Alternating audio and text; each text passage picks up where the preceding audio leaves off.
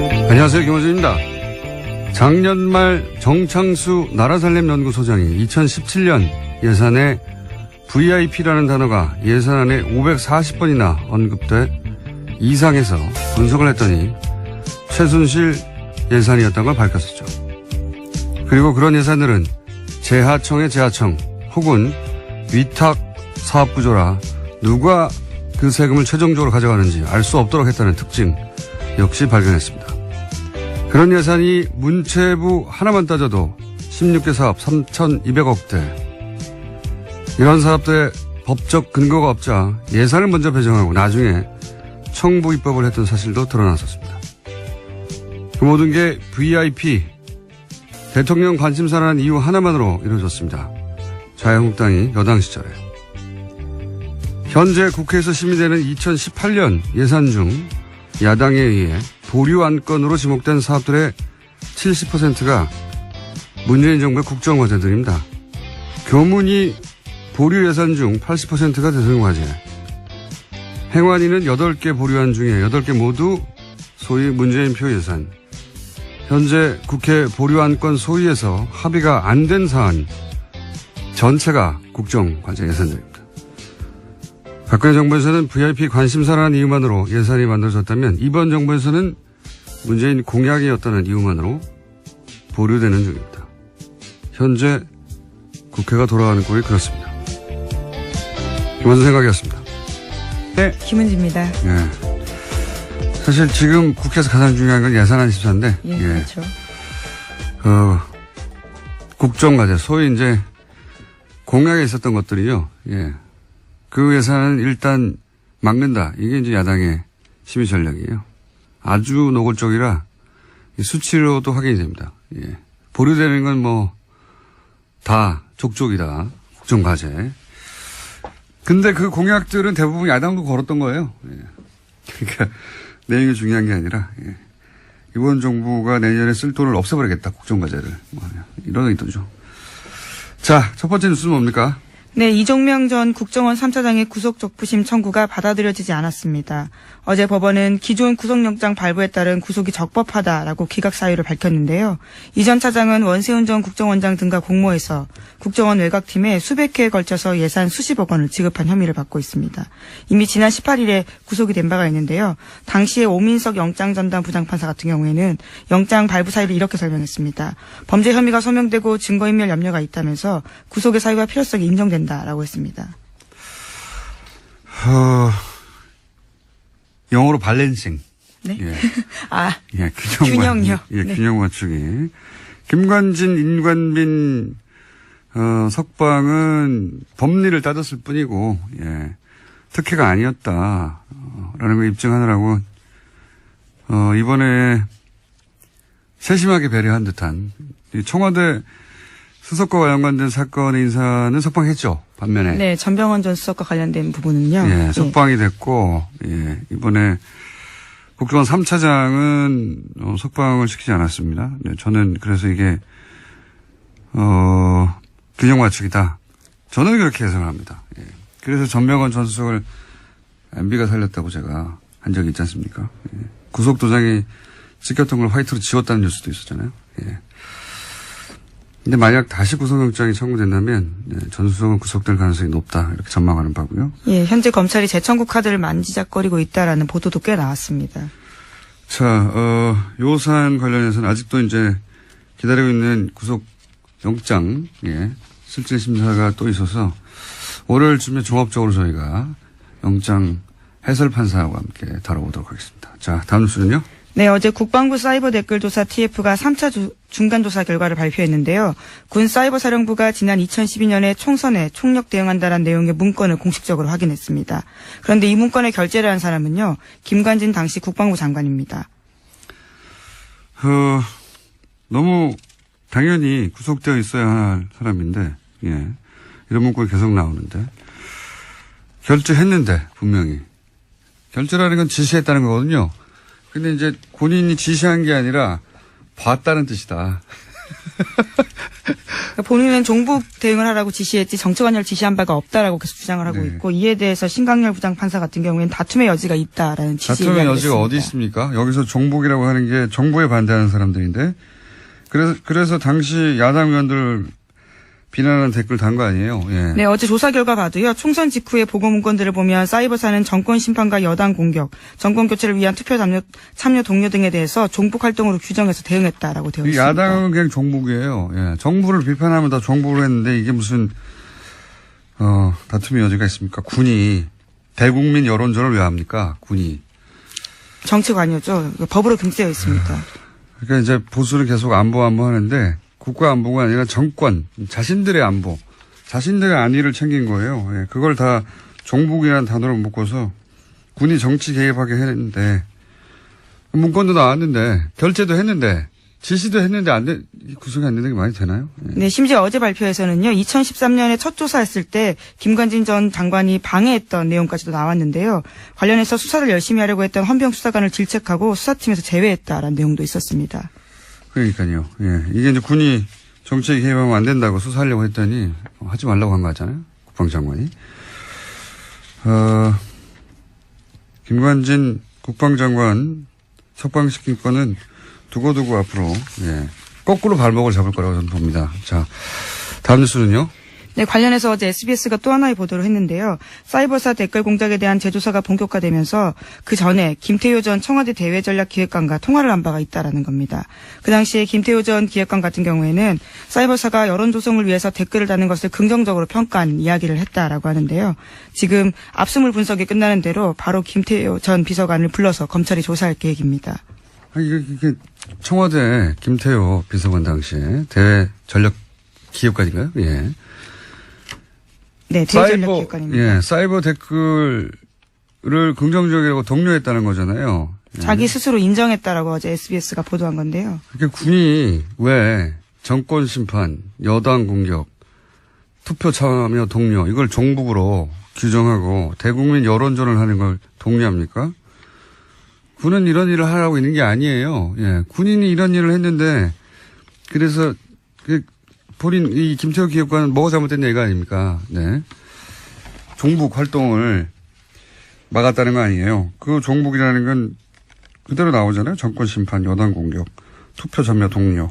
이게 종북 활동이라 이게 뒤에 북한이 있다는 거 아닙니까? 사실상 인정한 것들인데요. 이것도 다시 구속영장 김관진 같은 사안으로 김관진 장관을 구속영장을 청구할 수는 없는 걸로 아는데 새로운 게 나오지 않는 두고 보겠습니다. 네, 저희도. 자, 다음 뉴스는요. 네, 원세훈 전 국정원장이 재임 시절에 멀쩡한 관사를 두고 서울 강남에 새 관사를 마련했다라는 보도도 나왔습니다. 여기에는 국정원 특활비 10억 원이 쓰였다라고 하는데요. 원래 국정원 안가로 쓰이던 곳이었는데 2010년에 원세훈 전 원장이 관사로 개조하면서 이 비용을 국정원 특수활동비 그것도 해외 공작금에서 충당했다라고 합니다. 해외 공작금. 예, 당시 고급 부자재를 쓰고 값비싼 직기를 들여놓은 것으로 알려졌는데요. 하지만 당시에도 이 사실이 언론에 공개된 바가 있습니다. 그러자 부랴부랴 철거를 했는데 심지어 그 철거 비용까지도 해외 공작금을 썼다라고 합니다. 본인이 한국 사람이 아니라고 생각했나 보죠. 해외 공작비를 갖다 쓴 거 보니까. 제가 이명박 정권 초기에 어떤 강연 자리에서 질문을 받은 적이 있어요. 이명박 정부를 어떻게 정의하느냐. 제가 그때 뭐라고 그랬냐면 이명박 정부는 국가를 수익 모드로 삼는다. 지금 되돌아봐도 명언이에요. 아, 본인이 한 말을 스스로 그렇게 말씀하시는 건가요? 네. 이게 이제 좀 어려운 말로 이익의 사유와 손실의 사유와 이런 말이 있잖아요. 이제 공적이어야 하는 이익은 개인이 챙기고 과정의 손실은 다 공동체가 떠안는 사대강 같은 사업이 그런 거죠. 예. 공사비들은 대기업들이 나눠 먹고 커미션도 누가 챙겼겠죠. 거대하게 아주. 근데 이제 강 오염되고 죽고 하는 거는 국민들한테 떠넘겨져 있는 거 아닙니까? 근데 이명박 정부는 여기 더해서 그 비용의 세금화, 예.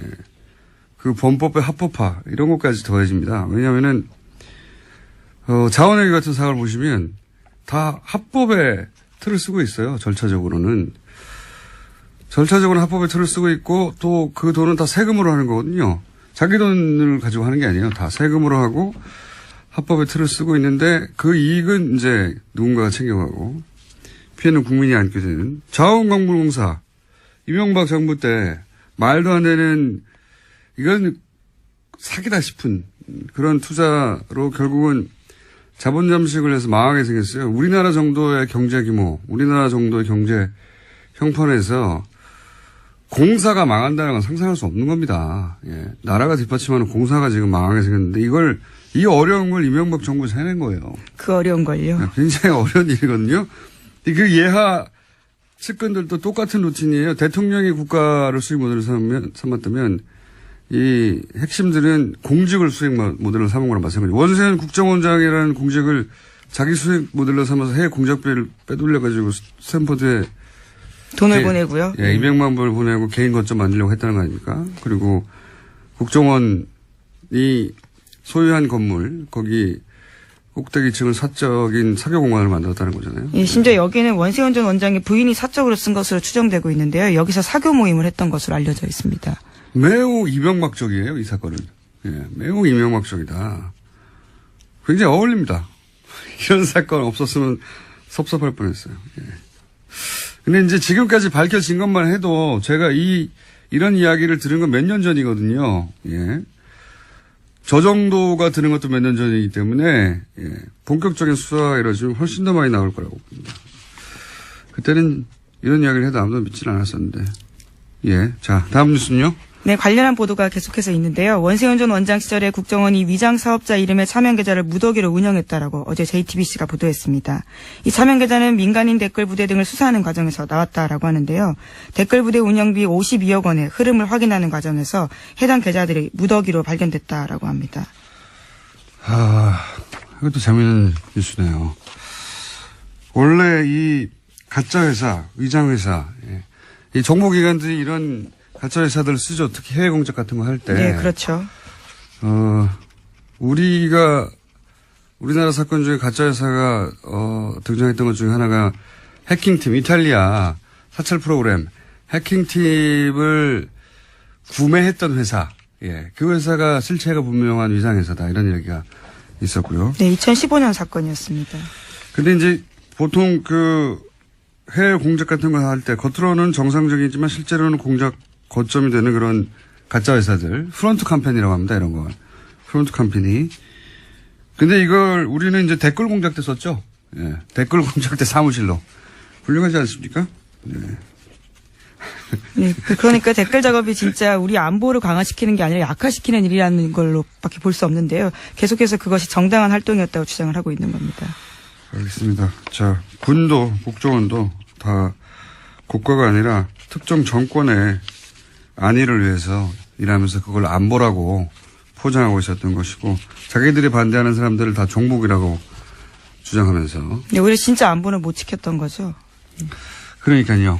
지금 최근 10년의 보수는 안보는 보수에게 이렇게 말할 자격이 없어요. 예. 자, 다음 뉴스는 뭡니까?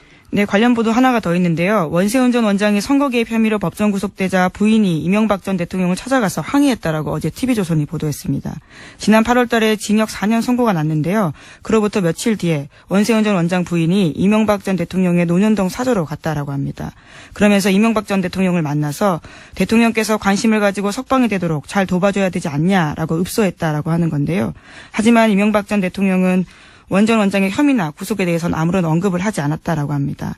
대신에 아들과 함께 살면서 마음을 굳건히 가지다라는 대답만 했다라고 하는데요. 그래서 원세훈 전 원장의 부인 같은 경우에는요. 구속 당일에는 법정 문 밖에서 원장만 제가 있느냐 이렇게 항의한 바가 있다고 합니다. 예. 부인 성격 좀 있으신 분으로 제가 알고 있고요. 네. 네, 국정원에서는 부원장이라는 호칭을 얻을 정도로요. 굉장히 여러모로 캐릭터가 강한 분이었습니다. 네. 예, 부인을 직접 취재하거나 통화하신 기자분들이 있는지 모르겠는데. 저도 법정에서 몇 번 마주쳤습니다. 굉장히 적극적이세요. 예, 저는 이제 직접 통화한 내용으로 알거든요. 예. 성격 좀 있으신, 캐릭터 좀 있으신 분이고요. 그런데 이제 갔더니 이명박 전 대통령이 했다는 말이 재밌네요. 아들과 같이 살면서 마음을 굳건히 가지라고. 예. 네, 정작 중요한 부분에 대해서는 아무런 이야기를 하지 않아서 섭섭한 마음을 가질 수밖에 없었다라는 취지의 보도입니다. 이 멘트는 본인에게 고스란히 되돌아올 수도 있습니다. 네. 어떤 예언적 멘트라고 볼 수도 있는데, 어쨌든 원세훈 전 원장의 부인도 사실은, 예, 사법적 처벌을 받기 힘들지도 모릅니다. 네. 어쨌든 성격 좀 있으신 분인데 그 일화가 재밌는 일화가 보도됐네요. 네, 이 말도 굉장히 인상적입니다. 원장만 죄가 있느냐라고 이야기했다는 당연히 거죠. 아니겠죠. 당연히 아니겠죠. 자, 이런 일들이 있었다고 합니다. 다음 뉴스는요. 네, 김병찬 서울 용산경찰서장이 검찰 조사를 받고 있는데요. 받았습니다. 2012년 경찰의 국정원 댓글 사건 수사 정보를 국정원에 흘려줬다라는 혐의를 받고 있습니다. 이와 관련한 내용들이 좀 나왔는데요. 오늘 아침 경향신문 보도입니다. 당시에 서울 수사 2계장으로 일할 때 상황이 심각하다라면서 국정원 관계자에게 수사 정보를 알려주고 분석 범위도 줄여주겠다라면서 수사 축소를 시도한 정황이 있었다라는 겁니다. 김병찬 용산경찰서장을 지금 압수수색하고 수사하는 것은 결국은 김용판 전 서울청장을 타겟으로 한 것이죠. 무죄를 그때 당시에는 받았는데 그때는 조사 2계장이었거든요. 예, 조사 네, 2계장. 수사 2계장요. 예. 수사 2계장이었거든요. 그래서 실무 책임자로 이 사안을 덮는 데 역할을 했다라고 보고. 근데 이제 2012년 당시 2013년에 조사했죠. 최동욱 그리고 윤석열 팀이 이 수사를 할 때 그때 결국은 법정에 나와서는 이 김병찬 소장이 아무것도 안 알려줬다, 섭섭하다 이렇게 진술했는데. 네, 국정원 직원이 그렇게 진술했었습니다. 예, 그 연락 체계했던 국정원 직원이 이제 번복을 했죠. 예. 네, 굉장히 자세하게 진술했는데요. 당시에 자신과 20분 정도 통화하면서 상황이 심각하다, 뭐가 나왔다 이렇게 이야기를 했고, 그러자 걱정하지 마라, 우리가 다 알아서 조사 범위를 줄여주겠다 이렇게 이야기했다고 합니다. 그렇죠. 그래서 결국 어떻게 줄였냐면은 검색어를 줄입니다. 예, 검색어에서 걸릴 거 아닙니까? 근데 이제 정치 댓글들이요. 예, 그 검색어를 확 줄여가지고 아무것도 안 걸리게 만든 다음에 아무것도 안 나왔다고 바꾸죠. 예, 그런 일을 했다는 것이 당시에도 의심을 받았지만 국정원 당시 연락관 안모 씨가 그때는 부인했다가 이번에는 뒤집었어요, 이야기를. 그때 자세하게 알려줬다고. 예, 아이디도 나오고 뭐 잔뜩 나왔는데 축소해준다는 거죠. 예, 실제로 그래서 마지막 대선 토론회 마지막 날 대선 토론이 끝나자마자 경찰 아무것도 안 나왔다고 중앙발표를 네, 혐의 했죠. 없음. 네. 그 유명한 발표를 했었습니다. 그 사건을 다시 지금 뒤지고 있는 겁니다. 예, 하지만 김 서장은 여전히 자신의 혐의를 부인하고 있다고 하는데요. 검찰 조사에서는 5년 전 상황을 기억하라는 것은 무리다라고 이야기하고 있다고 본인이 합니다. 기억하지 않아도 돼요. 다른 분들은 기억하고 있기 때문에 본인은 어차피 부인할 거예요. 예. 자, 그래서 김용판 전 청장 그 이후로 이제 새누리당에 국회의원에 출마했었죠. 네, 하지만 경선에서 떨어져서요. 출마도 못했습니다. 경선에서 낙천하고 나서 부정선거라고 주장했었습니다.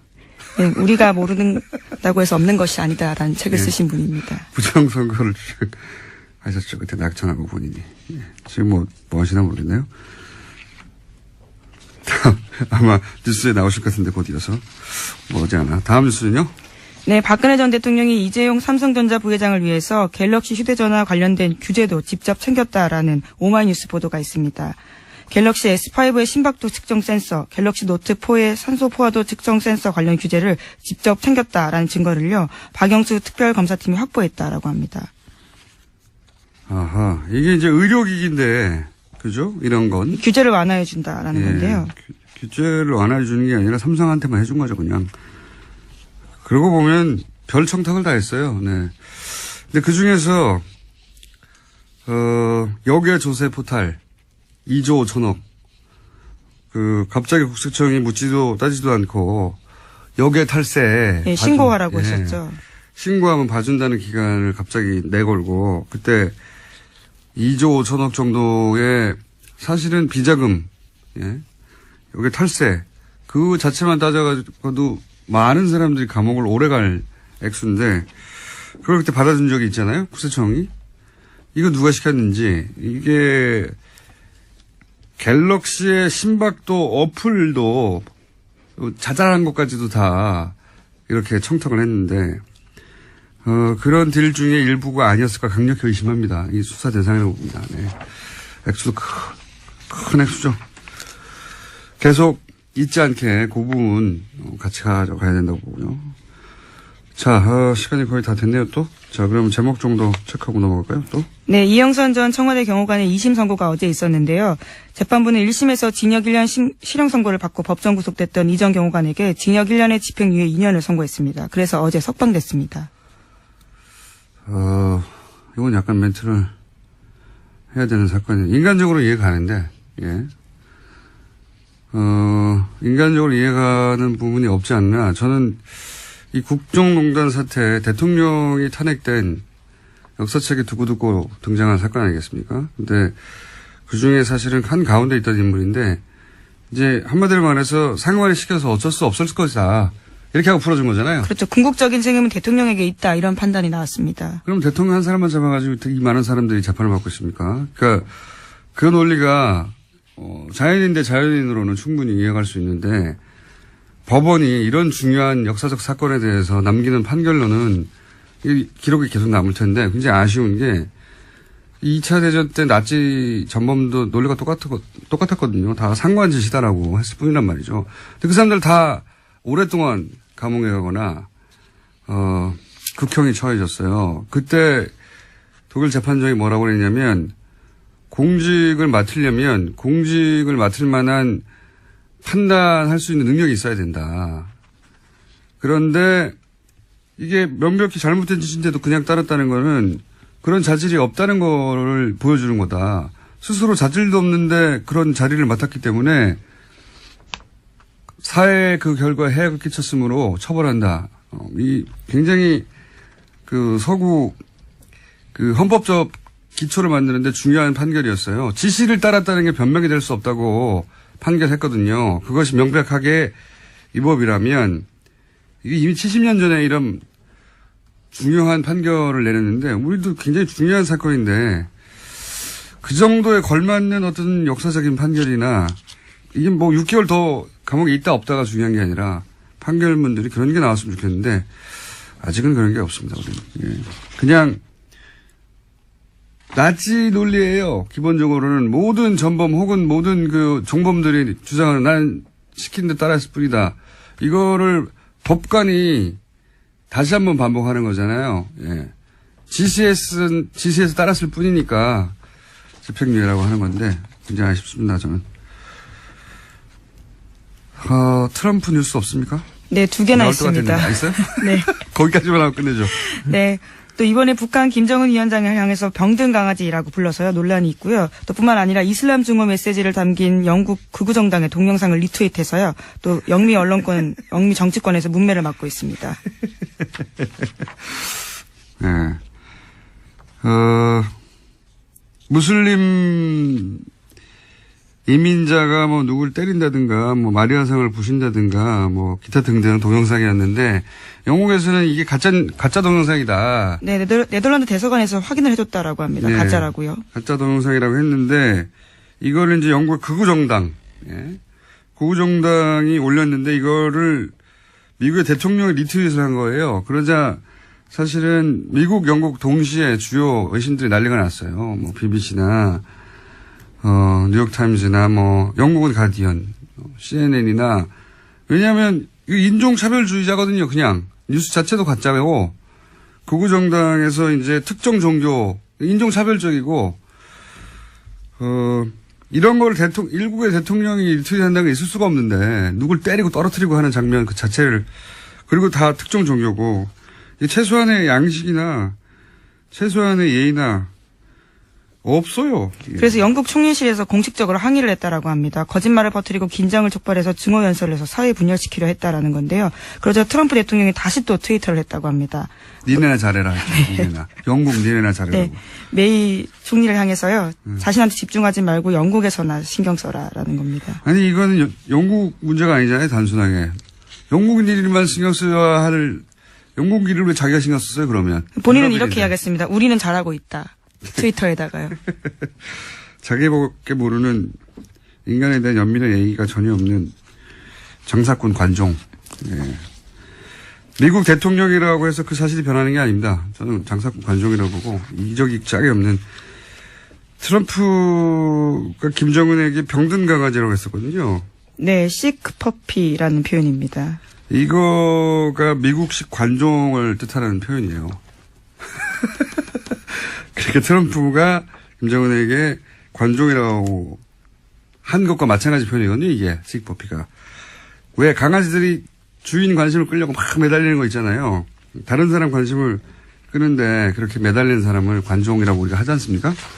그 표현이 이 병든 강아지예요. 자기한테 딱 맞는 표현이네요. 오늘 여기까지 하겠습니다. 지금 하여튼 예, 그런 니트옷을 해가지고 결국 트윗으로 망할 것 같습니다. 양반은. 여기까지 하겠습니다. 시사인의 김은지였습니다. 감사합니다.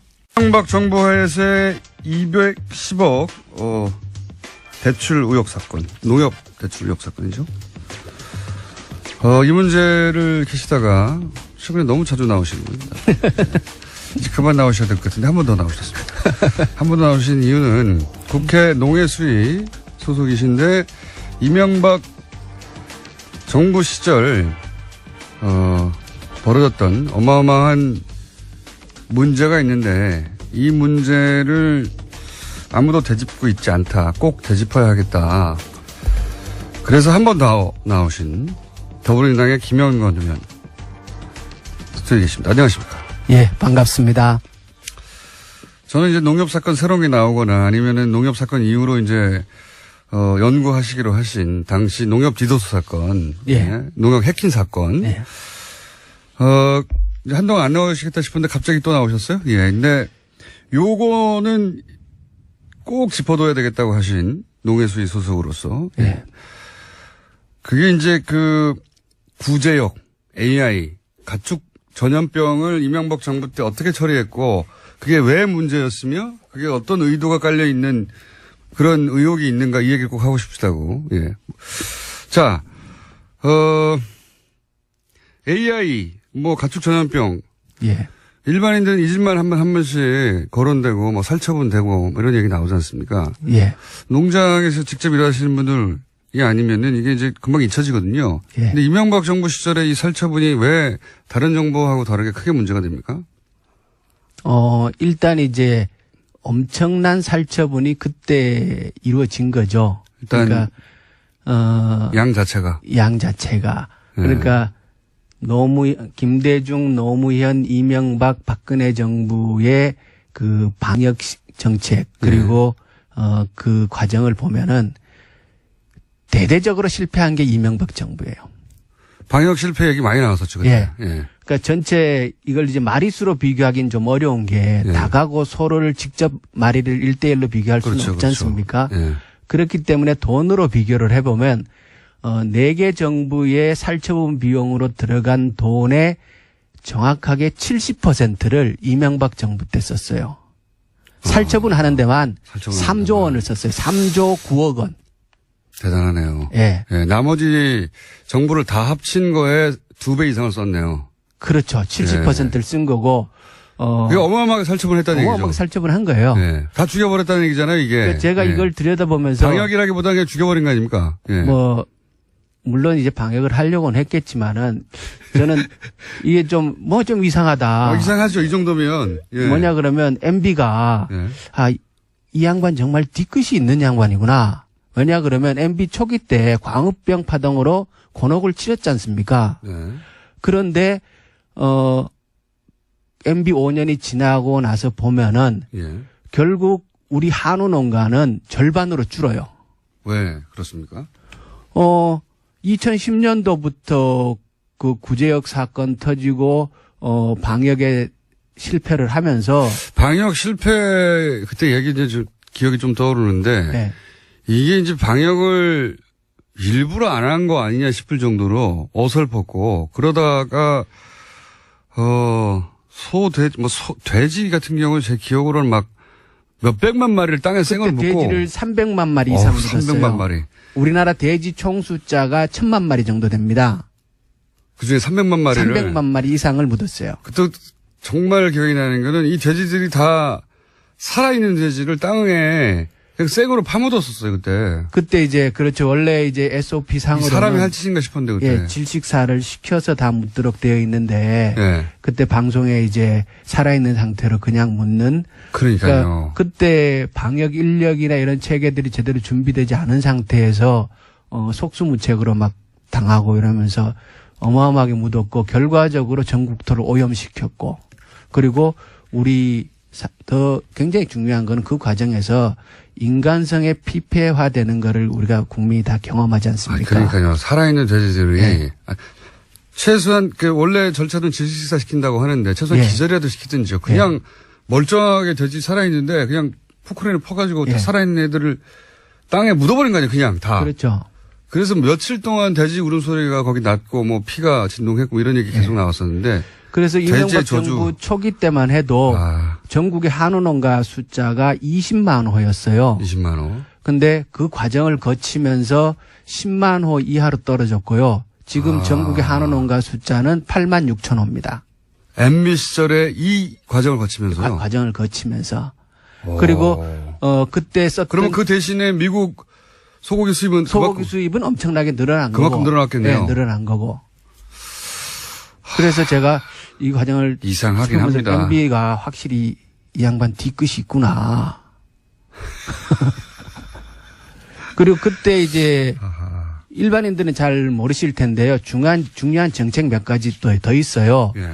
그 한우 그 사육 기반을 유지하기 위해서 송아지 안정제라고 예. 어느 정도 이렇게 생산비를 보장해주는 그 돈의 재원은 이제 우리 농가가 자조금 형태로 절반을 내고 정부에서 그 매칭하는 형식으로 보태서 예. 하는 송아지 안정제라는 사업이 있었는데 MB 때에 그것이 발동할 수 없도록 안정제가 작동하지 않도록 고시를 고쳐갖고 사실상 유명무실화 시켜버립니다.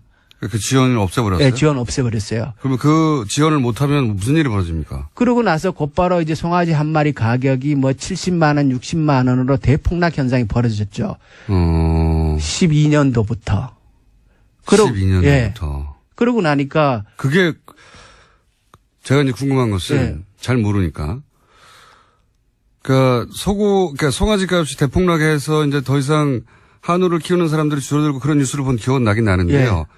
그게 그 정책을 그렇게 없애버리는 게 농가에 미치는 영향이 굉장히 큽니까? 엄청나게 큰 거죠. 그러니까 일반인들은 모르지만. 예, 그러니까 한우는 번식을 하는 소규모 농가가 산업의 기반이 됩니다. 그 숫자가 굉장히 많고. 예. 그리고 그 사람들이 실질적으로 농촌 경제에서 차지하는 비중이 굉장히 크죠. 예. 그런데 송아지 값이 대폭락해버리면 그분들이 다 문 닫을 수밖에 없죠. 안 키우게 되죠. 예. 예. 그러면 한우 번식 기반 자체가 와야 되는 측면도 있지만 농촌 경제 자체가 뒤흔들리는 거예요. 그 지원금이 액수가 컸습니까? 전체적으로? 그렇게 크지 않아요. 크진 않은데. 꼭 삭감했어야 될 이유가 있나요? 그렇죠. 그래서 이 송아지 안정제를 유명무실화 시킨 거는 예. 이게 매우 잘못된 정책이고. 그러니까 거꾸로 예. 원래 이제 국가 정책이라는 게 예. 예를 들어 불합리해서 혹은 뭐 예산의 낭비여서 세수가 세기 때문에 없애거나 하기도 하잖아요. 근데 그게 큰 액수도 아니고 농가에 꼭 필요한 거였다면 거꾸로 생각해 보면 그럼에도 불구하고 매우 중요한 지원금이었다고 하면 농가가 유지되는데. 예. 그리고 그 돈의 절반은 농민이 매년 적립해 놓은 거예요. 근데 그거를 안 주면 거꾸로 농가에 미치는 영향이 굉장히 커서. 예. 한우 농가가 줄어들고 그러면 그만큼 줄어든 한우만큼 미국소로 수입해야 되고 그리고 우리 소비자들은 지금 사실 우리 국민들이 한우를 마음 놓고 먹지 못하지 않습니까? 너무 비싸요. 생산 농가가 적으니까요. 생산 농가가 적으니까. 그리고 송아지 가격이 너무 올라서 한우를 사육하는 분들도 경영 압박을 받는 거고. 근데 이제 의원님이 의심하시기로는 뒤끝이라고 하신 게 큰 액수도 아닌데 네. 큰 액수가 아님에도 불구하고 한우 농가에는 매우 중요한 지원금이었는데 네. 이걸 없앴다는 것은 네. 한우 농가 숫자를 줄이고 거꾸로 미국 소 수입을 늘리기 위한 기반 정책 아니었나 이렇게 의심하시는 부분이 있는 것 같아요. 결과적으로 그렇다는 거죠. 결과적으로. 그 의도를 가졌는지까지는 우리가 모르겠어요. 그거는 이제 저는 의심합니다. 저도 의심스럽습니다. 그러니까 꼭 없애야 되는 나쁜 제도가 아니었는데. 아주 좋은 제도입니다. 필요한 제도고. 그래서 지금도 그 제도는 있는데 무명무실하다는 예, 거죠. 발효될 수 없도록 조건을 만들어 놓은 거예요. 그러니까요. 예. 그러니까 한우 농가들을 어렵게 만든 거죠. 그렇죠. 정책의 효과를 굉장히 잘하는 사람이 한 거네요. 임기 초에. 그렇죠. 예, 예. 예. 그게 이제 전 매우 의심스럽습니다. 예. 그런 일이 있었고 그래서 예. 그렇게 해서 농가가 안 그래도 한우 농가가 어려운데 이 구제역 때 예. 돼지 소가 엄청난 숫자로 줄었기 때문에 예. 또 그만큼의 미국 쇠고기 수입 필요성이 생긴 것이고. 그래서 지금 한우 자급률은 갈수록 떨어지고 있고. 그게 근데 MB 정부에서 다 일어난 일이다. 그때부터 시작이 된 거죠. 아, 꼼꼼하네요. 예. 한우 자급률은 계속 떨어지고 있고 우리 국민들은 비싼 값에 한우 고기를 먹어야 되고 그리고 수입 소고기가 늘 싸지 않습니다. 네. 왜냐 그러면 그 사람들도 이제 경제 이윤을 목표로 하는 사람이기 때문에 여기 모자란다 싶으면 계속 올라가거든요. 그래서 그 이후로 국제 소고기 시장 이건 전체적인 문제지 대한민국만의 문제는 아니거든요. 국제 소고기 시장에서 미국 소고기의 값은 거의 2배 이상 뛰었습니다. 이건 어떻습니까? 이제 이명박 정부에서만 하나만 네. 다른 모든 정부를 합친 것보다 2배 이상의 돈을 네. 거기 썼다고 하면 이상한 거잖아요. 분명히 네. 이상한 건데 그때 이제 그 어떤 보도들이 생각나냐면 정부의 대응 속도가 왜 이렇게 느리냐. 이렇게 느리니까 계속해서 그 퍼져나갈 수밖에 없고 그러니 그 양이 늘어나고 그러다 보니까 지금 뭐 돼지만 300만 마리고 닭은 1000만 마리가 넘지 않았습니까? 작년에 그 박근혜 정부에서 닭을 살처분한 숫자가 3천만 마리가 넘죠. 박근혜 정부도 네. 만만치 않네요. 3천만 마리. 전체 70%의 돈을 MB 정부에 썼고 나머지 18%의 돈을 박근혜 정부에 썼습니다. 그럼 90% 정도를 88%의 90%르네요. 예, 88%의 돈을 두 정부에 썼고 나머지 12%를 예, 노무현 정부는 5%, 김대중 정부는 7%를 썼어요. 야, 이거는 말이 안 됩니다. 그러니까 이게 특별한 이유가 있어야 됩니다. 이 정도면. 우리 국민들이 그러니까 이건 진짜 정부의 실력을 비교해 볼 만한 수 있는 자료가 되는 거예요. 민주정부와 저는 박근혜 정부가 실력이 없어서 네. 예를 들어 방역과 관련된 정부의 대처 능력, 조속한 예. 대처가 안 되고 그래서 2배 정도를 썼다는 것은 네. 실력의 문제인 것 같은데요. 네. 5%하고 70%는 12배 아닙니까? 예. 이명박 정부는 이건 실력의 문제를 넘어서는 의도가 있는 거 아니냐 이렇게 생각이 들어요. 기본적으로. 일부러 이렇게 한 거 아닙니까 진짜? 의심은 스럽지만 결과도 또 그렇게 나오고 그렇지만 그렇게 단언하기는 좀 어렵고요. 그리고 의원님은 이제 단언하지 마시고 저는 네, 의혹을 네. 제기하겠습니다. 원래 이제 AI 대응이 지금 저는 초기 대응이 아주 그 기민하게 잘 되고 있다라고 판단을 해요. 비교를 해 주십시오. 구체적으로. 예를 들어서 이명박 정부 때는 이랬는데 예, 우선 정상적인 정부. 작년하고 올해를 비교를 네. 할게요. 그러니까 철새가 오는 걸 막을 수는 없으니까 네. 야생 분변에서 바이러스가 검출되는 거는 어쩔 수 없어요. 예.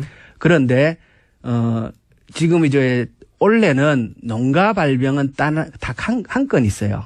농가 발병 한 건 있고 지금 이제 닭을 12,000두를 살처분했어요. 12,000. 예. 근데 작년 요 시점을 보면 200만 두 이상을 살처분했습니다. 10,000대 200만. 예. 네. 그리고 중요한 거는 제가 이제 작년 자료를 다시 살펴봤는데 야생 오리에서 의심축이 발견되고 나서 최초의 확진이 이루어지는데 작년은 14일 걸렸습니다. 14일이요. 예. 네. 이게 고병원성이다 아니다를 아니다. 확진하는데 14일 걸렸습니다. 근데 올해는 이틀 걸렸어요. 그 무슨 진단 키트가 더 좋은 게 나왔습니까? 그만큼 초기 대응을 신속하게 했다는 거죠. 관심을 갖고. 똑같은 공무원들인데. 그렇지만 대통령도 바뀌고 장관도 바뀌고 저 같은 국회의원도 있고. 자, 알겠습니다. 거기까지는 예. 거기까지는 뭐 관심과 실력의 문제라고 하죠. 예. 근데 이명박 정부에서 다른 모든 정보를 다 합친 것보다 네. 예를 들어서 지금 예를 들어주신 대로 하면 노무현 정부 때 쓴 비용의 12배를 쓴 거 아닙니까? 예. 그때 5% 썼고 이명박 예. 정부 한 70% 쓴 거 아니에요? 예. 이건 실력 문제가 아니라 일부러 늦게 했나? 일부러 더 많은 예를 들어서 돼지소를 살처분하도록 방치했나? 이런 생각을 자연스럽게 가지게 되는데 그런 의구심에 들어맞는 정황들은 없어요? 그거는 뭐 14배군요. 70%면 그거는 14배. 거기까지 아직은 더 뭐 MB 머릿속에 들어갔다 나오지 않는 이상. 예. 굉장히 이상한 일이네요, 진짜. 근데 그리고- 결과적으로는 그 덕분에 미국 쇠고기 수입이 더 늘어나게 됐고. 예. 엄청나게 늘어났죠. 엄청나게. 그만큼 예. 줄어든 만큼 늘어날 수밖에 없으니까요. 그렇죠. 그리고 한우는 가격이 올라갈 수밖에 없고. 한우 비싸고 소비자들은 불편하고. 만약에 이게 누군가의 구상이었다면 천재적인 구상이네요. 결과적으로는. 그렇죠. 이게 국민들한테 엄청난 손해를 끼치는. 그렇죠. 누구 특정인들에게는 큰 이익이 됐겠죠. 예. 이명박 정부 때는 그러면 대부분 살처분을 해결한 겁니까? 초기 대응이 아니라? 그렇죠. 살처분을 했는데 그때 이제 진짜 우왕좌왕했었고요. 그러니까 이번에 이제 우리가 새 정부 들어가서 방역국을 만들었어요. 예. 그러니까 초기 대응도 중요하고 방역의 체계를 바로잡는 문제도 매우 중요하고 그래서 방역국을 신설을 했어요. 그래서 전국에 가축 방역관을 시군 단위로 다 새로 뽑고 그래서 이번에 이제 한 농가가 발병되는 과정도 보면은 옛날처럼 이제 막 죽어나가고 이래서 확진이 되는 게 아니고 오리를 출하하기 전에 가축 방역관이 농장에 들어가서 검사를 먼저 하고 그리고 출하를 승인하는 제도를 만들어 놓은 거예요. 그래서 이번에 가축 방역관에 들어가서 보니까 뭔가 좀 이상하다 이래갖고 자기 돈을 주고 농장에다가 오리를 5마리를 사가지고 나옵니다. 이 방역관이. 그래서 그거를 검사를 해서 이미 퍼진 다음에 발견한 게 아니라. 아닙니다. 그게 아닙니다. 선제적으로 방역관이 의심스러워 예, 쏟아낸 출하 거예요. 전에 검사를 한 거고 검사 과정에서 좀 이상하다 이래가지고 자기 돈을 주고 사가지고 오는 거예요. 그 방역관 크게 칭찬받아야 되겠네요. 칭찬받고 상 줘야 됩니다. 그러네요. 그리고 이런 제도를 만들어낸 사람도 좀 칭찬받아야 하지 않을까. 의원님이 혹시 하셨습니까? 제가 조금 기여했습니다. 네, 잘하셨고요.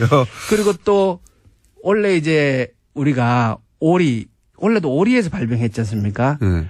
역대 쭉을 살펴보면은 항상 오리에서 시작합니다. 아, 그래요? 예, 오리에서 시작을 해가지고. 우리는 야생 오리들이 있으니까. 이게 어떻게 되는 거냐면 네. 야생철새에서 인플루엔자가 넘어오지 않습니까? 네. 그럼 그게 사육하는 오리한테 전염이 돼요. 네. 근데 오리는 야생 철새들이 오는 도래지 같은 연못이나. 예, 그 비슷한 데 또 사육을 합니다. 주변에. 가니까. 예.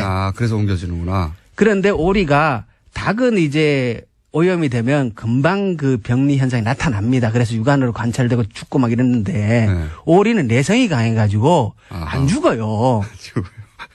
그러니까 감염된 상태에서 오랫동안 살아요. 그러면서 바이러스가 쫙 퍼져나가서 이게 예. 그래서 우리가 원래 뭘 했냐 그러면 예. 2번 이상 발병한 농가를 대상으로 사육 휴식제를 도입한 거예요. 예산을 들여갖고. 그래서 지금 전국에 기 발병하던 농가들의 농장에는 오리가 지금 없습니다. 자, 의원님. 예. 일부러 마무리를 안 하신 것 같은데 시간이 다 됐어요. 한 번 더 나오시려고 그러는데. 이거 저희 계속 한번 따져보겠습니다. 노무현 정부는 3%였어요. 김영건 의원이었습니다. 감사합니다. 예, 고맙습니다. 5%가 아니라. 3%였어요? 예. 예. 이장님 나오셨습니다. 안녕하십니까. 예, 안녕하십니까. 네. 이 코너 진행하기 전에 저희가 8시 뉴스 전에 58분 날씨 예보 하는 시간이 있는데, 날씨 기상정보가 안 나고 시그널 음악만 1분 정도 나왔어요. 예. 알고 봤더니 기상정보를 전하는 분이, 전날 밤. 그래서 순간적으로 잠시, 예. 잠시 깜빡 조신 게 아닐까. 그럴 수 있지 않습니까? 그렇죠. 예, 시청자들 깜짝 놀랐겠네요, 그런데. 그렇다고 합니다. 자, 오늘 총장님 얘기 진행하기 전에 바로 앞 순서에 김영건 의원님 전혀 새로운 이야기 들었는데 너무 이상해서 저도. 예. 노무현 정부 때 3%밖에 안 쓴 비용, 설치금 비용을 이명박 정부 혼자 70%를 썼다는 거 아닌가. 네. 그 최근 4개 정부를 다 합친 비용의 70%를 혼자 썼다. 그러니까요. 예.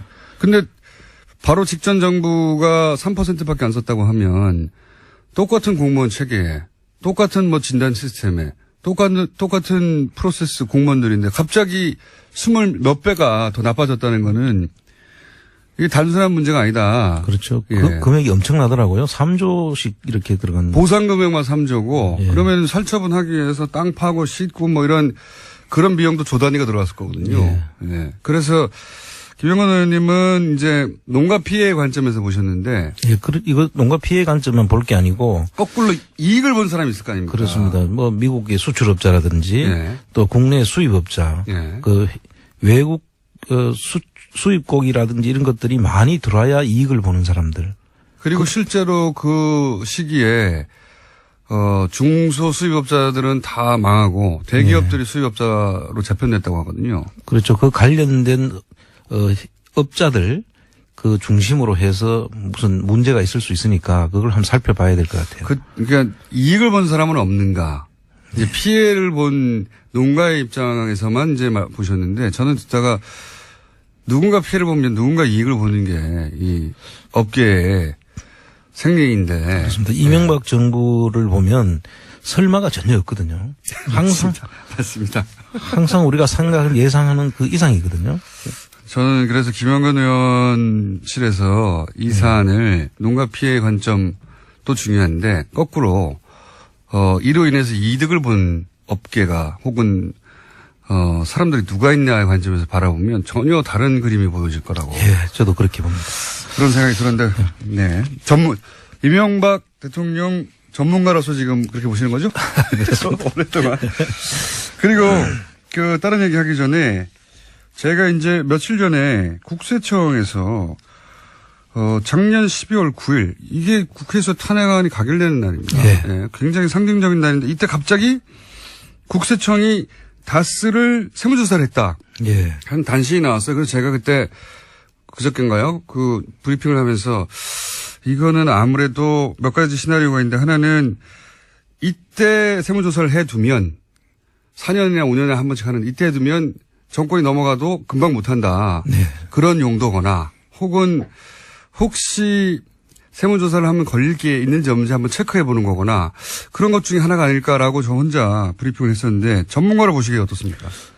지금 예상한 대로 맞다고 보고요.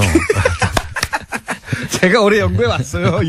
이분들의 사고방식을. 2012년도에도 한번 했더라고요. 그렇군요. 그 시점이 이제 이명박 정부가 마지막 그 해였지 않습니까? 네. 그 이명박 정부 마지막 해에 그때 이루어진 거하고 16년도 말에 이루어진 것도 2017년도에 탄핵이 되면은 선거가 있어 이게 예상이 그러니까요. 되는 정권이 넘어갈 수도 있는. 그렇습니다. 그래서 보통 세무조사는 5년 만에 한 번씩은 이제 네. 하도록 돼 있지 않습니까? 네. 그리고 한 번 하고 나면 다음에 돌아서서 또 조사를 할 수가 없도록 통상의 경우에는. 그러면 이제 보통 다시 조사한다 그러면 이거 정치적 세무조사 이렇게 그렇죠. 주장할 수 있는 그런 근거를 마련하려고 갑자기 한 게 아닌가. 예, 그래서 일단 중복조사 내지는 뭐 정치적 세무조사로 몰고 갈 수 있는 그런 근거가 되기 때문에 쉽게 조사를 못할 거다라고 판단하고 했을 가능성이 아주 높다는 거죠. 국세청장을 하신 전문가라서 그렇게 보시죠. 예, 이게 한 예방주사의 성격이 있다. 제가 이명박 대통령 전문가 연구가로서 보자마자 그런 생각을 했는데 저를 좀 칭찬해 주십시오. 세무 쪽도 전문가로 지금. 그렇지 않다면 너무 이상한 날 갑자기 이루어졌다. 그렇습니다. 예. 저도 그렇게 예상을 했었는데 역시 전문가가 보시기에도 그렇군요. 그러면서 이런 말을 했어요. 뭐 미국 공장이 어려워서 법인세가 줄었고 뭐 그래서 국세청이 별다른 조치 없이 조사를 끝냈다고 단신이 나왔는데 예. 이건 어떻게 보십니까? 그 석 달간 조사를 했는데 뭐 별 아무것도 없다는 아무것도 거. 없다. 그게 이제 예방주사죠. 원래 이게 조사가 됐으면 이 다스에 대해서는 상당히 문제가 많지 않습니까? 그렇죠. 그동안에 많은 부분들도 알 수밖에 없을 텐데 이걸 했으면 사실 통합조사를 했어야 되죠. 그건 어떤 의미입니까? 통합조사라는 것은 이 다스 안에 그 김재정 씨 상속세도 문제가 있었지 않습니까? 예. 상속세도 지금 상속세 조사를 제대로 안 한 정황이 너무나 많이 드러나거든요. 아하, 상속세 조사. 예. 그리고 그 전에 또 다스의 비자금이 또 있다는 이야기도 이미 있었지 않습니까? 예. 그 특검 때 그런 이야기도 있었고. 그리고 이상한 자금 흐름이 또 있었지 않습니까? SB 글로벌 로직스에서 다스로 들어간 돈이 1,485억이 이상하다는 그런 내용도 있었고, 이런 내용들을 제대로 된 그 조사가 이루어졌다면 이 외에도 많은 내용들이 있지만 그런 부분들은 반드시 통합조사를 통해서야만 알 수 있는 내용이거든요. 여기는 법인세가 그때 이미 줄었기 때문에 법인세만 조사를 한 걸로 지금 보이는데 그렇게 해서는 찾을 수가 없죠. 할 짓을 안 했군요. 그렇습니다. 예. 국세청이. 만약에 제대로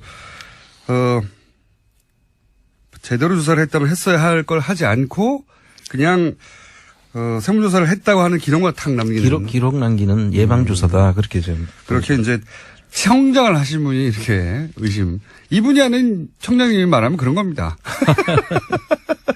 청장을 하신 분이 그렇게 말씀하셨고, 다시 한번 김영건 의원이 들고 온 오늘의 사안이 저는 지금까지는 한 번도 드러나지 않았던 새로운 비리 의혹의 대상이 될 수 있다고 보는 게, 당시 이명박 대통령 취임식 때 미국 축산업협회장이 와서 초대받아서 앉아서 있었어요, 그때. 예. 그 커넥션들도 떠오르고 새록새록 떠오르는 것들이 지금 있습니다. 예. 그 관점에서 새로 봐야 된다. 예, 반드시 한번 그 내용을 정리해 볼 필요가 있는 것 같습니다. 자, 그래서 다스를 국세청이 다스를 갑자기 세무조사하고 아무것도 없다고 했던 뜬금없는 보도 관련해서는 저희가 잠깐 짚어봤고요. 그러니까 지금이라도 제대로 조사하면 다스에서 나올 게 너무 많다. 그렇습니다. 라고 보시는 거죠? 아, 예. 뭐 제가 다 언급도 안 했지만 사실 여러 가지 있지 않습니까? 일감 몰아주기 하기 위한 거다. 승계 문제라든지 예. 국세청하고 공정거래위원회 붙었다 하면. 예, 이거 내용을 지금 사실 바로 들어가야 되는 겁니다. 조사를. 이거 안 들어가고 있다는 것은 뭐 지금 우리 정부 지금 이명박 정부하고 달리 그 문재인 정부는 저걸 하지 않지 않습니까? 네. 각 부처를 조사를 하라 마라 지금 지시를 안 하죠. 지시를 지금. 안 예. 하는 정부로 돼 있지 않습니까? 그러면 이 정부에서 이걸 안 한다고 해서 부처에서 각 그대로 있으면 안 되는 부처가 거죠. 스스로 해야 할 일이잖아요. 이거는 그렇습니다. 사실은. 예. 그걸 안 하고 있는 거죠. 거기에 너무 그동안에 이명박근혜 정부 때 익숙해져 있던 상태로라면 지금 부처에서 그냥 내려오기를 기다리는 거 아닙니까? 예. 그런데 지금 문재인 정부는 아마 이걸 하라 마라 소리를 안 할 거예요. 그 검찰에도 그걸 안 해가지고. 네. 예. 검찰도 답답하다고 하고 거꾸로 검찰이 그럼 우리가 알아서 할게 해서 갑자기 전병훈 수석 나오고 그러면 또 청와대에서 우리한테 말도 안 했다고 그러고 뭐 이런 상황이기 때문에 다른 부처들도 기다리고 있을 게 아니죠. 예, 지금 기다리고 있으면 계속 내려오지 않을 거니까 그럼 일을 못 하는 거죠. 안 하는 거죠. 안 하는 국민들한테 아마 저항에 상당히 부딪힐 것이다. 저는 그렇게 보고 있습니다. 더군다나 이제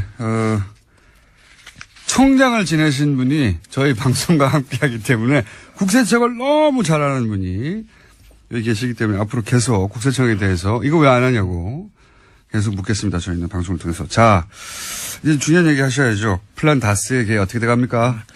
지금 이제 모든 준비가 끝났고요. 지금 드디어 끝났습니까? 예, 끝났는 상태고 지금 이제 우리가 구체적으로 플랜 다스계를 하기 위해서는 주식 평가가 이루어져야 되거든요. 그리고 캔코에서 그것을 이제 매물로 내놔야만 저희들이 살 수 있습니다. 예. 지금 다른 매물은 나온 데가 하나도 없거든요. 예. 그래서 그게 평가가 끝나서 매물로 나오는 시점이 지금 이제 곧 이제 아마 예상되는데요. 그 평가가 끝나면 저희들이 이제 바로 금액을 책정을 하고 바로 올릴 수가 있는 상태로. 그러면 지금은 홈페이지는 열었나요? 예, 홈페이지는 열었습니다. 홈페이지 주소가 어떻게 됩니까? 홈페이지 주소는 쇼미더머니 OR.kr 우리 코너하고 똑같은 이름이고요.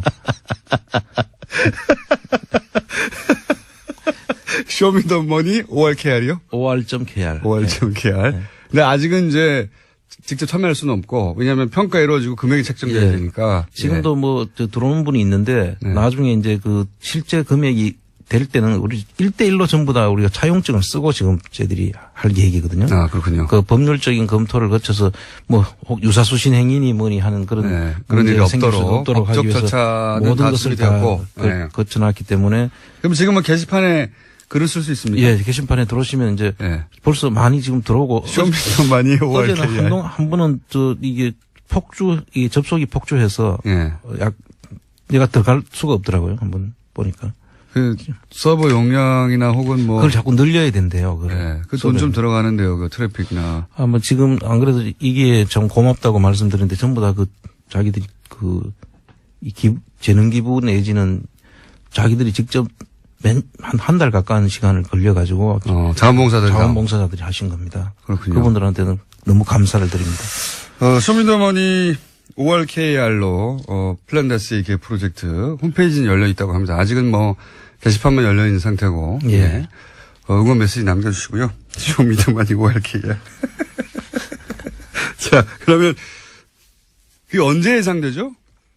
지금 작년의 기준으로 봤을 때 11월 말 12월 초에. 지금이네요. 예, 지금 시점인데 아직 지금 나오지 않는 걸로 봐서 요번에 지금 제가 재무제표를 한번 들여다보니까 네.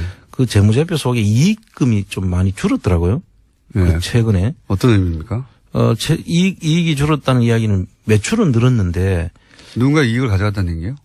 그래서 지금 제가 의심하는 거는 2010년 2007, 8년부터 지금 한 10년 전까지를 제가 쭉 네. 보니까 매출은 급속도로 성장을 해 왔는데 네. 이익금은 똑같아요.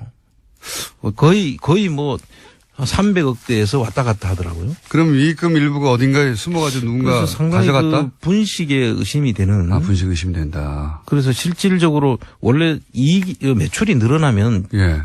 뭐 똑같지는 않지만 비슷한 비율로 사실은 당연하죠. 이익도 늘어나야 되는 게 예. 정상 아니겠습니까? 그런데 보니까 매출은 급속도로 늘어났는데 이익은 예전이나 지금이나 거의 비슷해요. 300억대를 왔다 갔다 하는데 그 뭐 결손은 한 번도 없었지만 계속 이익금이 계속 그 수준밖에 유지를 안 하고 있는 거죠. 예를 들어서 매출이 몇백원 늘었는데 이익금이 그대로입니까? 10년 그래서 사이에? 1조 정도 선에 있다가 지금 2조 2조 7천억 3조 가까이 육박하는데 거의 3배가 됐는데도 그래도 이익금은 그대로 이익은 그대로 유지되고 있는 거죠. 이상하긴 이상하네요. 예, 아주 이상합니다. 이상한 일이 많이 일어나는 회사이긴 합니다만. 그래서 이 회계 감사라든지 뭐 세무 조사를 통해서 이런 부분들은 보다 보면 예. 이렇게 계속 이익금이 이렇게 맞춘 듯이 계속 일정하다는 이야기는 문제가 있을 수 있는 회사거든요. 그럼 감사나 이런 데서 지적을 했어야 되는 것 같은데 네. 아무도 제대로 본 것이 아닌가. 근데 이것만 봐도 분식 회계 의심을 하실 수 있는 정도입니다. 그렇습니다. 총장님이시니까. 그러면 만약에 이제 곧 있을 것 같은데 머지않아 플란다스에게 이 다스 주식 3% 매입 프로젝트. 예. 만약에 3%를 매입한다면 현행 법률이 보장하고 있는 권리 혹은 법률이 보장하고 있는 할 수 있는 일들이 뭐가 있습니까? 제가 간단하게 한번 정리를 해봤었습니다. 네. 첫째는 그 임시주주총회를 우리가 정부를 할 수 있어요. 임시주주총회. 근데 임시주주총회를 하는 의미는 주주총회를 했을 때도 우리가 3% 주식 가지고 실질적인 권리 행사를 하기가 힘들지 않습니까? 네. 그런데 이게 아주 묘수가 하나 있습니다. 묘수가 뭐냐면 이게 만약에 이명박 씨 개인 재산인데 이거를 다른 사람 명의로 이렇게 차명으로 네. 주식을 해놨다고 하면 만약에. 차명 주식에 대해서는 의결권이 제한되게 돼 있어요.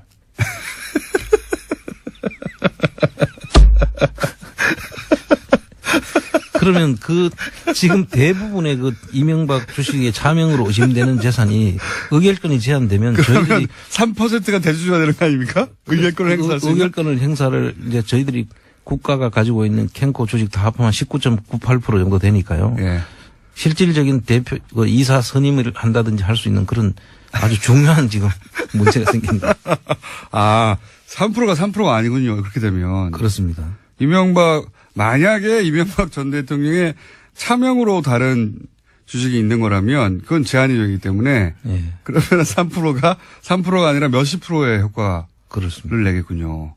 이거는 주식을 이제 저희들이 큰일 났는데요. 이명박 대통령 주주가 되면 예. 바로 이 부분을 검토를 해서 뭐 할 수 있는 일들이 많다고 봅니다. 아니 얼마나 철컹할까요? 덜컹할까요? 이 얘기를 들으면. 그러면 3%지만 30% 혹은 뭐 50% 정도의 효과를 낼 수도 있는 51% 이상의 효과를 낼 수 있는. 차명인 거를 밝히기만 한다면. 밝히기만 한다면. 사실 여러 가지 우리 지금까지 그 정황을 보면 예. 너무 많지 않습니까? 차명 의혹은 너무 많죠. 예. 근데 이제 이게 뭐 수사에 의해서 법률적으로 확정된 게 아니기 때문에. 그렇습니다. 그런데 이제 만약에 그렇게 된다면 3% 소유자들은 사실은 50% 이상의 영향력을 발휘할 수도 있다. 그렇습니다. 뭐 모든 의사 결정을 할 수 있는 그런 지위에 오를 수도 있다. 저는 그렇게 보고 있습니다. 어떡합니까? 이거 큰일 났네. 그 이외에도 뭐 대표 소송 제기, 예를 들면 이사들이 그 뭐 회사의 이익에 반하는 행위를 했다. 그러면 손해배상 청구를 할 수 있는 그런. 이사 해임도 청구할 수 있잖아요. 예, 해임도 청구할 수 있습니다. 네. 이사 해임 청구권도 있고요. 그다음에 위법 행위를 그만두라는 또 유지 청구권을 할 수 있습니다. 이때 유지는 이제 그만두라는 것을 이야기하고요. 그다음 회계 장부를 계속 우리 열람을 할 수 있던 청구를 할 수 있고. 검사 인선 청구권도 있고요. 검사 인선 청구권은 뭡니까? 검사를 이제 우리가 인선을 해서. 네. 여기서 검사는 검찰 말하는 겁니까? 아닙니다. 그 검사는 이거 회계 검사. 아, 회계 검사. 회계를 할 사람을 선임할 수 있다. 예. 그 법원에 이제 검사인을 선임해서. 예. 뭐 예를 들어 회계법인 누구를 선임해서 법원에 이제 검사인을 선정해달라고 해서 네. 회사를 이제 조사를 실시할 수 있는 그런. 회계 감사를 할 수 있는 네, 거군요. 네. 한마디로 말해서. 네. 많은 일을 할 수 있네요. 예. 그래서 3% 뭐 이 중에는 1%만 가져도 되는 데 있는데 3%를 가지게 되면 이렇게 범위가 확대되고요. 네. 일단 많은 것들을 저희들이 직접 요구도 하고. 쇼미더머니 홈페이지 방금 다운됐답니다. 사람들이 많이 들어가서 갑자기 아마 방송 들으시다가 들어갔나 봐요. 트래픽을 트래픽 예상되니까, 예. 계속 선을 늘려야 된다 그러더라고요. 맞습니다. 예. 예. 그거 좀 비용 좀 들어갑니다. 예. 그 전에 혹시 기부받는 방법도 있나요? 하다못해 서버 비용이라도 받는? 예, 홈페이지를 통해서 이제 회원 가입을 하면 회비 이런 거 하고, 네. 그다음 또 저희들이 후원을 받으면 지금 아직 임의단체이기 때문에 네. 신고를 하고 이제 후원을 받을 겁니다. 아, 그렇군요. 예. 아, 지금은 방법이 없군요. 예, 그렇습니다. 3%로 3%가 3%에 불과한 게 아니라 3%만으로도 법적으로 보장된 권한이 있지만 이제 이게 차명 주식이라는 게 밝혀지면 예. 그게 삼성생명의 그 이건희 그 차명 주식도 의결권 제한 규정 때문에 문제가 되는 거하고 똑같은 거죠. 차명이 밝혀지면 이제 회사의 의결권을 행사하지 못한다는 것은 회사 주인이 아니라는 뜻이죠. 그렇습니다. 그러면 3%가 주인이 될 수도 있습니다. 그렇습니다. 이게 생각보다 큰일이네요. 그렇게 큰 회사를 3%를 모아가지고 사실상 좌지우지할 수도 있는 큰일 났습니다. 이 뉴스를 만약에 실소유주들이 들으면 큰일 났다고 생각할 것 같아요. 그래서 얼마나 미울까요? 한 가지 플라나스의 계는 홈페이지 연결돼 있다는 거 말씀드리고 근데 지금 사람들이 많이 접속해가지고 계속 뭐랄까 이건 디도스 상태죠. 네. 많은 분이 접속해가지고 예. 합법적인 디도스 상태고요. 좀 기다렸다 하십시오. 제가 한 가지 더 보고 싶은 건, 2조 5천억 정도, 예. 역의 탈세를 2015년에 갑자기 봐줘가지고, 예. 합법화하도록 도와줬다는 거 아닙니까? 예. 그래서 거기에 세금도 안 물리고, 법적 처벌도 하지 않고, 예. 이런 전례가 있습니까?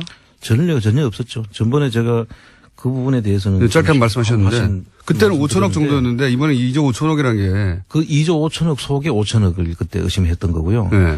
그 당시에 그 내용을 보면 최경환 전 장관하고 네. 그 법무부 장관 두 사람 이름으로 이제 그거를 이야기를 했더라고요. 예. 그런데 뜬금없이 갑자기 그렇게 하는 것은 있을 수 없는 거죠. 액수도 어마어마하지만, 예. 액수도, 2조 단위, 사실은 이거 비자금을 합법화시켜준 거잖아요. 그렇게 봐요. 해외에 빼돌렸던 비자금을 예.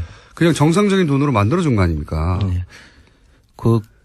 그렇게 함으로 해서 그동안에 있었던 그 돈이 나가는 과정도 있지 않겠습니까? 예. 돈이 나갈 때는 회사 돈을 횡령했을 수도 있고 그렇죠. 해외에서 또 신고해야 될 소득이 있었는데 그걸 신고 안 하고 거기에 묻어뒀을 수도 있고 네. 또 해외 간의 거래에서 뭐 예를 들면 무기 거래 같은 경우에 받아가지고 국내에 안 들어오고 커미션으로. 외국에서 네. 그냥 남아 있는 경우도 있을 수 있고 뭐 이런 것들은 그 원인을 따져가지고 사실 형사처벌이 돼야 될 사항들이죠. 형사처벌되면 많은 사람이 엄청나게 긴 기간 갈 수 있는 액수죠 이게. 그렇죠. 엄청난 게 큰 문제죠. 그런데 그거를 그 또 특정한 기간을 왜 그 기간으로 했는지도 한번 봐야 될 부분이고. 그때가 이제 사실은 박근혜 대통령하고 이재용 예. 부회장하고 딜이 왔다 갔다 하는 그런 시점들 아닙니까 사실은 그때가. 그렇습니다. 예.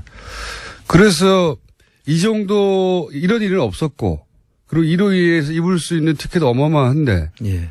이게 그냥 국세청장 혼자서 결정할 수 있는 일은 절대 아니지 않습니까? 예. 부총리가 발표를 했더라고요. 네. 그 기간을 열어가지고. 네. 그래서 국세청의 입장에서 보면 그런 부분들은 사실 국민들이 알 수 있도록 해야 되는 거죠. 이런 걸 왜 했는지도 예. 알아야 되고. 왜 그렇게 하게 됐는지 국민들이 납득이 가는 네. 그런 조치를 할 때는 알려주고 해야 되는 거죠. 그때 그래서 삼성이 2조 5천억의 금액이 이렇게 해서 합법화됐다는 얘기 안 했어요. 아무도. 몰랐죠. 몰랐죠. 나중에 정권이 교체되고 밝혀지는 겁니다. 지금. 그렇습니다. 예. 이거 매우 의심스러우시죠? 매우 의심스럽죠. 매우 이거는 왜 그 시기에 하필 그렇게 했으면 IMF 때 그 은행들끼리 그 채권을 확보하기 위해서 서로 협의하는 상황에서는 이런 초법적인 조치를 한 경우가 있었습니다. 특수한 경우에. 그런데 그런 상황이 아닌 상태에서 이렇게 초법적인 조치를 하는 것은 이해하기 힘든 부분이죠.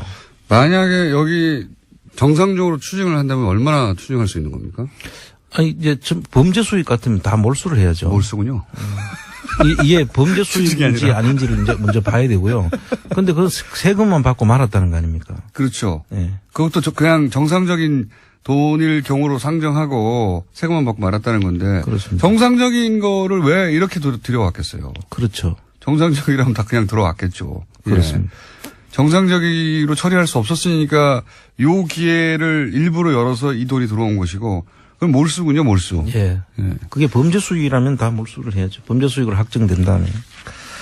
알겠습니다. 자, 플란다스의 개 드디어 홈페이지는 열렸고요. 3%는 생각보다 훨씬 막강한 힘을 발휘할 수 있는데 법적으로도 만약에 차명 주식이라는 게 밝혀지면 나머지 의결권이 다 제한되기 때문에 3%가 50% 이상의 힘을 발휘할 수 있게 된다 하는 새로운 소식도 알려드리고 지금 현재는 접속자가 많아서 예. 그러면 경영권은 어떻게 됩니까? 경영권도 이사들 해임할 수 있는 건 아니니까요. 3%가 차명 주식으로 밝혀지면 참 밝혀지면 경영권 행사를 실질적으로 할 수 있는 그런 게 아까 51% 효과가 있다는 게 그런 겁니다. 네. 참 좋아요. 이거 큰일 났는데 3%로 경영진을 교체할 수도 있겠군요. 이제 그 사이에 이제 차명 주식을 저희들이 밝혀야죠. 네. 청장님? 예. 저 뭐 하나 시켜주세요, 그럼. 부회장이나 그런 거 좀 시켜주세요. 자, 홈페이지 열렸습니다. 네. 아직 받고 있지는 않습니다만 열렸습니다. 너무 접속자가 많아서, 예. 오늘 저녁에나 한번 다시 해보시고, 지금은 폭주하고 있어서 안 열리 나옵니다. 오늘 여기까지 하겠습니다. 안원구 전 대구지방국세청장이자 플란다스의 개주였습니다. 감사합니다. 예, 감사합니다. 쇼미더머니.or.kr 플랜다스에게 홈페이지 트래픽 초과로 접속이 안 된다는 문자가 폭주하고 있습니다. 어떡하겠어요? 네. 너무 많은 분들이 한꺼번에 갔는데 네. 오늘 나눠서 들어가 보시고요. 관련 문자 굉장히 많이 왔습니다. 개 들라고 보험 깼어요. 빨리 해주세요. 이런 분도 있고 예. 미리 돈을 예치하면 안 되나요? 예. 현기증 난단 말이야. 농협에서 대출 받아서 개하려고 생각 중입니다. 그리고 3%로 불과 3%로도 만약에 기존 주주들이 차명주주라는 게 밝혀지면, 그 권한이 제한돼서 3%로도 실질적인 경영권을 행사할 수 있다는 이야기가 나가자마자, 예, 지금 청취자들의 청탁 문자가 폭주 중입니다. 예, 이사를 달라, 저희 PD는. 작가는 부장을 요구하고 있습니다. 작가 아버님이 전화 와서, 야, 거기 경비 자리 없나 좀 물어봐라라고.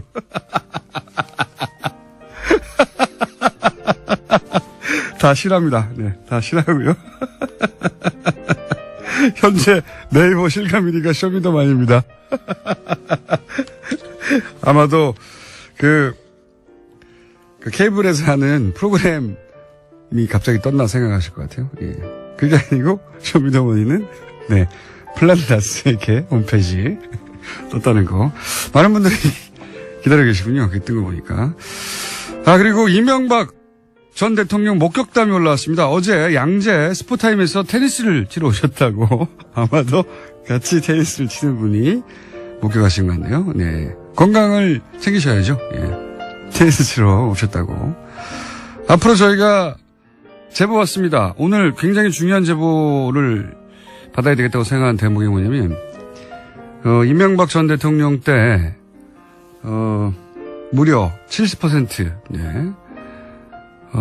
방역 비용의 70%를 이명박 전 대통령도 썼다 하는 김현건 의원의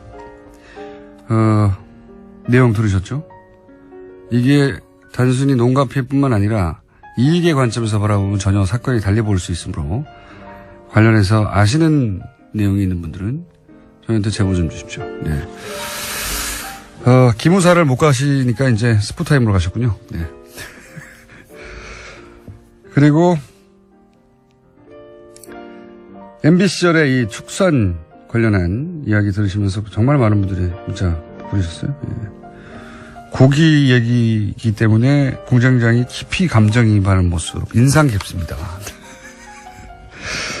그렇기도 합니다. 사실 돼지가 지능이 개 이상이라고 하잖아요.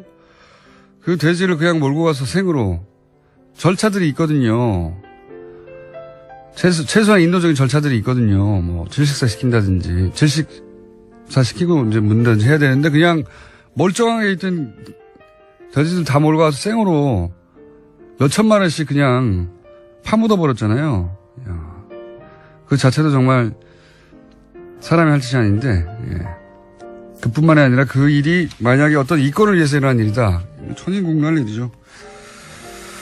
그리고 뭐 이런 제보도 있습니다. 당시 그 수입 돼지고기, 소고기 유통업체들 잘 봐야 합니다. 네. 관련해서 몇 가지 문자 있습니다. 이런 점은 소문이 있었다고. 그리고 며칠 전 보더콜리 강아지 입양했는데 이름을 다 쓰러졌어요. 이 녀석이 말썽을 부려서 철장에 가뒀습니다.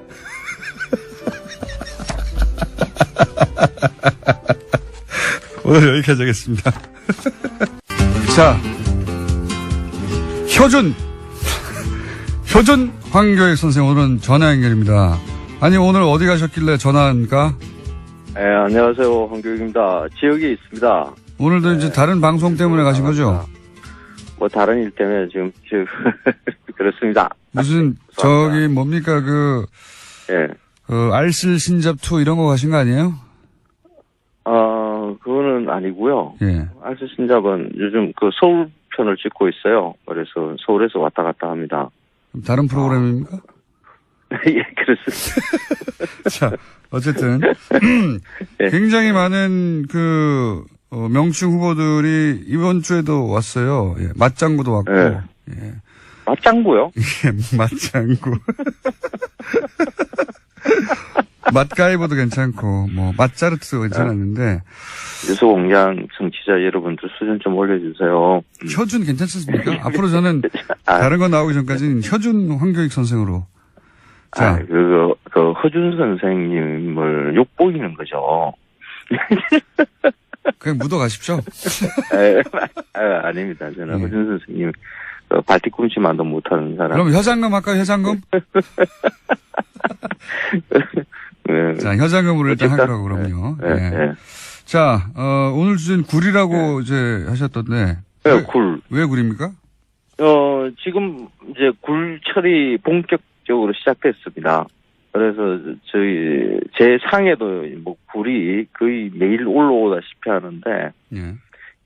굴이 뭐 어떤 음식인지는 대충 아시죠? 이거 뭐 카사노바가 즐겨 먹었다 그래가지고 남자한테 좋다.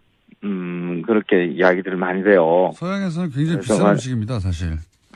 그렇습니다. 예.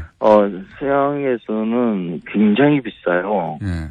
뭐 서양만이 아니라 그 바로 옆에 있는 일본만 하더라도 굴은 굉장히 비싸거든요. 그래서 우리 보통 각굴이라고 하는 건 그 껍데기가 붙어 있는 상태에 있는 그 굴 하나 정도의 가격이 식당에서 보통 한 5,000원 정도? 예. 그 정도 가격을 해요. 우리는 한 5,000원 그러면 하나에 한 1,000원 꼴 정도 되나? 우리는 이렇게 쌓아놓고 먹잖아요. 그렇죠. 예. 이런 풍경은 전 세계 어디에도 볼 수가 없습니다. 보통 우리나라에서만 볼 수 있어요. 굴 몇 점 올려놓고 이렇게 그렇죠. 몇 점 가지고 이제 뭐 향기도 보고 뭐 이렇게 무슨 네. 그 대단한 음식 바라보듯이 바라보고 먹거든요. 예. 그렇죠. 그래도 뭐 맛으로 보자 그러면 우리나라 굴이 전 세계 어느 나라 굴보다 맛있는 것에 들어가요. 정말 맛있는 굴이거든요. 예. 우리나라 굴이 맛있고 그렇게 값싼 이유가 우리 바다에서 굴 생산이 좀 용이해요.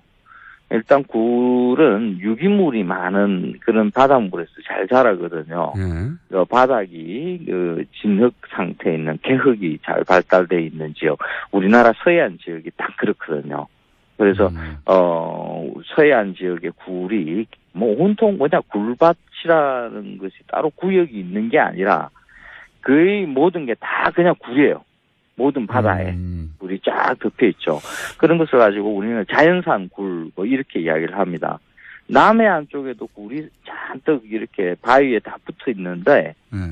그 남해안 쪽에서는 자연산보다는 그 양식굴이라고 해서 그 양식들을 많이 해요.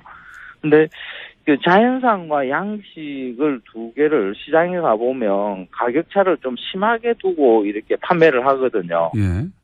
이게 그래서 양식굴은 맛이 좀 떨어지고 자연산 굴은 뭐 맛있고 하는 이런 생각들이 붙어 있습니다. 근데 그렇지는 않아요. 양식이라 하더라도 이제 보통 이제 양식이라 그러면 거기에다가 뭐 사료를 주고 뭐 농약도 치고 뭐 그런 것이다라고들 보통 생각들을 하세요. 그런데 굴 같은 경우에는 양식이라는 게 뭐 따로 이렇게 사료 주는 것도 없고요. 예. 뭐 거기에다가 뭐 병충해를 예방하기 위해서 뭘 뿌린다든가 뭐 이런 것도 없고요. 그러면 차이는 뭡니까? 없습니다. 단지 굴이 자랄 수 있는 환경을 예. 구성하는 거죠. 예. 그래서 굴이 맛이나 영양의 차이가 전혀 없어요? 전혀 없죠. 그냥 그렇군요. 굴이 붙을 수 있는 돌을 예. 집어넣으면 그걸 투석식 양식이라 그러고요. 그러니까 예. 돌멩이 그냥 집어넣은 것, 그 정도인 거죠. 서양에서는 양식이 이렇게 안 이루어집니까? 응? 서양에서. 서양에서는요? 예. 서양에서도 비슷해요. 그렇게, 굴이 자랄 수 있는 환경만 조성해 주는 거죠. 뭐 돌멩이를 집어넣는다든지 기다란 줄을 이렇게 굴을 붙여가지고 매달아 둔다든지. 제 말은 그다음에 서양에서는 굴양식이 우리나라처럼 그렇게 용이하지가 않나 보죠? 굴양식을 우리하고 비슷하게 뭐 네. 지주식이라든지 뭐 평상식이라든지 뭐 투석식이라든지 이런 방식들을 해요. 하긴 하는데. 비슷하게 합니다. 예. 근데 그걸 따로 그러니까 자연산 뭐 양식 이렇게 큰 구별이 없습니다. 그냥 그렇게 자연 환경에서 굴이 잘 자랄 수 있게끔만 조성해 주는 것, 이 일을 두고 양식이라고 이름 붙이기는 조금 애매하다는 거죠. 그래서 양식 굴이 맛 없을 것이다라는 이런 생각들을 이렇게 딱 걷어내고 예. 그 굴을 보면 좀 달라집니다. 이런 거 있었습니까? 한동안 문제였었는데 뭐 타이어에 양식한다 뭐 이런 식으로 그런 문제 제기도 있었는데 그건 이제 많이 없어졌습니까? 그런 거는 없죠. 이제 없습니까? 없죠. 예, 없어. 그렇게 큰 문제가 될 것은 아니라고 저는 봐요. 홍합 문제였는데, 홍합. 아, 홍합이었군요, 그거는. 예. 예. 굴, 석화는 차이가 있는 건가요?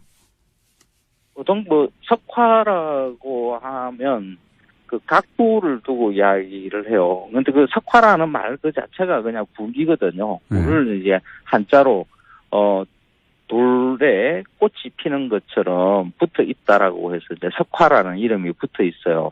근데, 우리는 보통 석화 이러면 굴의 한쪽 껍질을 떼내고 그 껍데기 위에, 굴 껍데기 위에 이렇게 굴이 있는 것을 그냥 석화 이렇게 부르죠. 근데 그냥 굴이라고 이렇게 보면 됩니다. 양식 굴이 보통 통영이나 이런 데서 나오는 이제 수화식이라 그래요. 바닥 깊숙한데 이렇게 굴이 이렇게 내려가 있는, 굴줄이 내려가 있는 것을 갖다가 보통 양식굴 이렇게 많이 이야기를 하거든요. 근데 그걸, 그런 굴이 맛있을 때가 진짜 맛있을 때가 있어요. 여보세요? 말씀하십시오. 진짜 맛있을 때가 언제입니까? 아니, 굴 이야기라고 지금 대충 듣고 있는 거죠. 고기 아니다. 예. 대답이 없어가지고. 뭐 굴 정도야? 이러면서 듣고 있습니다. 근데 저도 굴은 좋아하긴 합니다. 수화식 굴이다. 그러신 줄 알았어요. 수화식 굴이 정말 맛있을 때가, 지금보다 조금 더 기다려줘야 돼요. 늦겨울, 겨울이 거의 끝나갈 즈음, 2월 정도, 오히려 봄꽃이 막 피기 시작할 때, 이럴 때 되면, 수화식 굴이 살을 가득 올리거든요. 한 입 가득 입안에, 넣고, 탱글한 느낌을 줄 수 있는 그런 굴로 자랍니다. 그래서, 보통, 자연산 굴이라고 하는 것은 돌에 붙어 있는 것을 겨우겨우 떼내는 것이기 때문에, 그 크기가 작아요. 그래서 이제 잘게 먹을 수 있는 것의 특징이 있고, 양식이라 하는 것은 오히려 자연산에서 느낄 수 없는 그런 한 입 가득 굴을 입에 넣을 수 있는 그런 아주 포만감을 줄 수 있는 게 있거든요. 그 타이밍을 제대로 이렇게 즐기겠다 이러면 지금입니까? 조금 더 기다려줘야 됩니다. 조금 더 기다려야 하면 그때 가서 굴을 다루시지 미리 다루시는 겁니까? 이게 보통 보면 예. 지금 막 굴을 많이 드세요. 이제 굴철이 들어왔다. 예. 그런데 오히려 그 굴철이 진짜 양식 굴이 맛있을 때는 굴철이 아닌 줄로 알고 또 깜빡 놓치세요. 그래서 대기하라. 그걸 굴철이 온다. 대기하라. 굴은 지금부터 시작해서 봄꽃이 필 때까지다. 그렇군요. 그러니까 이 계절을 갖다가 제대로 즐기시라.